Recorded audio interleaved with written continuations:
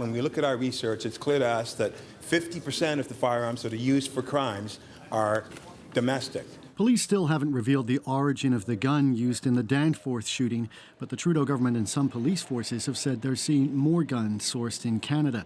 Public Safety Minister Ralph Goodale says thefts of legal guns are on the rise. Mayor Greg Dion of Prince Albert, Saskatchewan, who is concerned that insufficient commercial storage rules allowed a thief in that city to snip one cable and steal 24 handguns from a local gun shop. Statistics do back up the idea that police are filing more charges of break and enter to steal firearms. But when it comes to national statistics on how many Canadian handguns are being used in crime, there aren't any.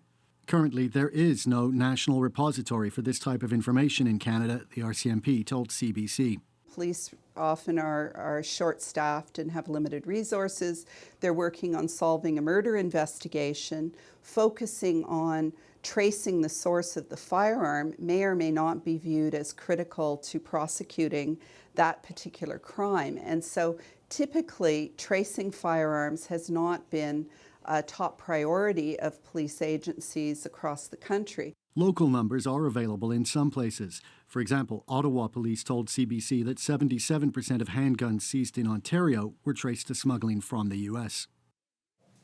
But even where statistics exist, the definitions used by law enforcement can make it hard to understand what's really going on. For example, the RCMP count as a crime gun any gun that's abandoned or found or illegally acquired or modified. And Statistics Canada counts as a firearm-related violent offence any crime that's committed in a place where a gun is present, regardless of whether the gun is actually used in that crime.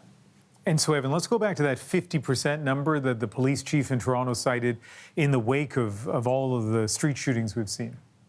I think there's a question about the usefulness of the numbers, because definitions like the crime gun definition tend to mix up violent criminals who are using guns to harm people with lawful owners who commit offences like improper storage or have expired licenses and so on, and can even capture guns that belong to lawful owners who died and then whose guns are handed in by someone else. So gun rights advocates say that they tend to inflate the impression of the role of Canadian guns in crime.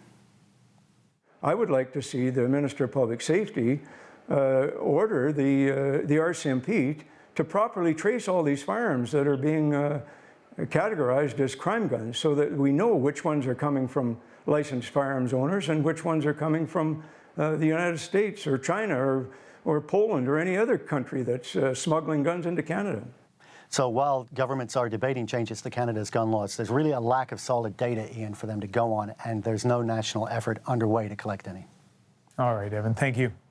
Thanks very much.